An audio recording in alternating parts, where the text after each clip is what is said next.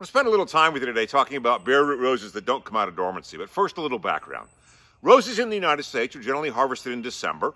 They're placed into what's called wet stores, 34, 35 degrees. They're watered down.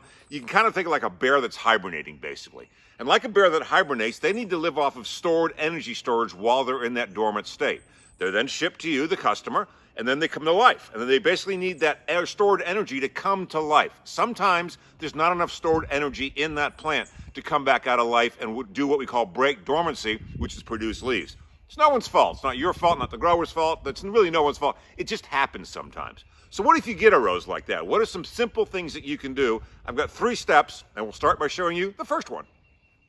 If a bare root rose hasn't break dormancy, and this one actually has, but I'm going to use it as an example, the first thing you want to do is check and see if it's alive.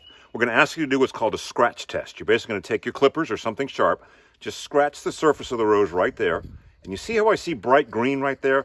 That tells me the rose is still alive. That's what we mean by a scratch test. We don't mean going in deep. That's the first thing you can check on.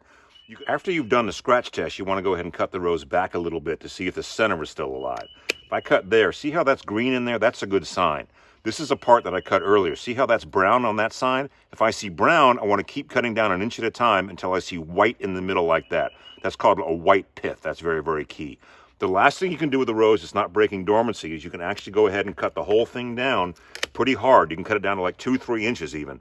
And that will basically focus the energy into the plant that can come out because it won't need as much of those starches and sugars that I talked about earlier in order to emerge. So that's a couple things you can do. First of all, do your scratch test, look for green, cut down to the center to see if you're going to get that nice white pith, and then even take the whole thing down a little bit more.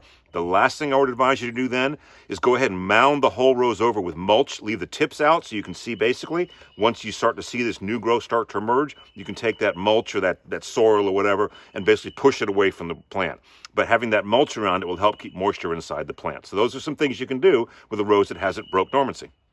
So those are some simple tips you can do to hopefully get that bare root rose to break dormancy, but a couple things to keep in mind. If it doesn't break dormancy after about 3 weeks, you know what? It's probably not going to break dormancy at all. So just, you know what? Make sure you contact customer service. Don't overwater the rose, okay? That's real key. You can do more damage by overwatering. Roses like what I always call infrequent deep watering. Water it, let it dry out, water again. Be very, very careful not to overwater a young rose in particular.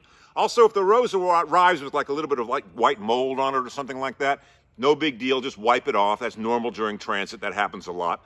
Last thing I want to leave you with a young bare root rose, or even any young rose for that matter, don't fertilize. Let the rose settle in and find its own rhythm. Let it get those roots down in there deep.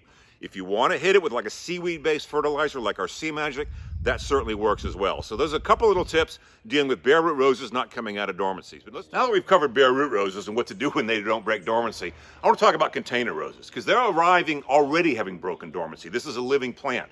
However, what can happen in transit? It could be in a hot truck or something like that.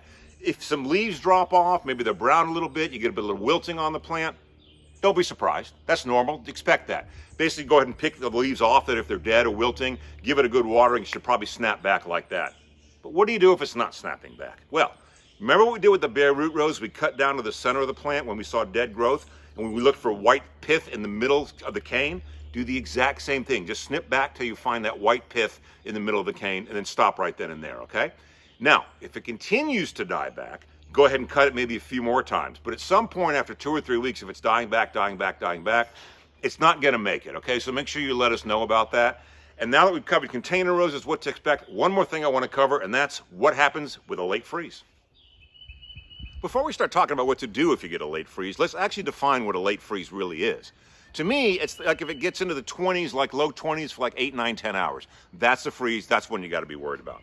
Now, if you're going to dip down into the 20s for like a couple hours right before sunrise, then the sun comes up, heats the day back up again, don't worry about it. That's not really going to be a freeze. So, 2 kinds of things you're going to be dealing with. You might have roses in containers or pots. You may have roses in the ground.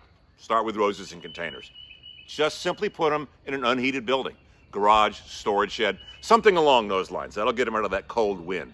Again, if it's in the ground now and you've got to protect it from the cold wind, mound mulch over it, soil, leaves, anything. You can even put a blanket on top of it if that's what you want to do. It really doesn't matter.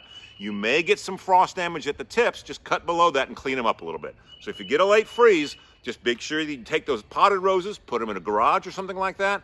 The other ones, just mound them up if they're in the ground and you're going to be fine. So I hope we covered some good things for you in this video about, bare root roses and what to do if they don't break dormancy. What to expect from container roses if you see a couple things, what not to stress too much about it. And lastly, that late freeze. And that covers a lot of your spring from plant arriving to what to do with it if you get that late freeze. So, on behalf of all of our brands, this is Paul Zimmerman, and thanks for spending time in the garden with us.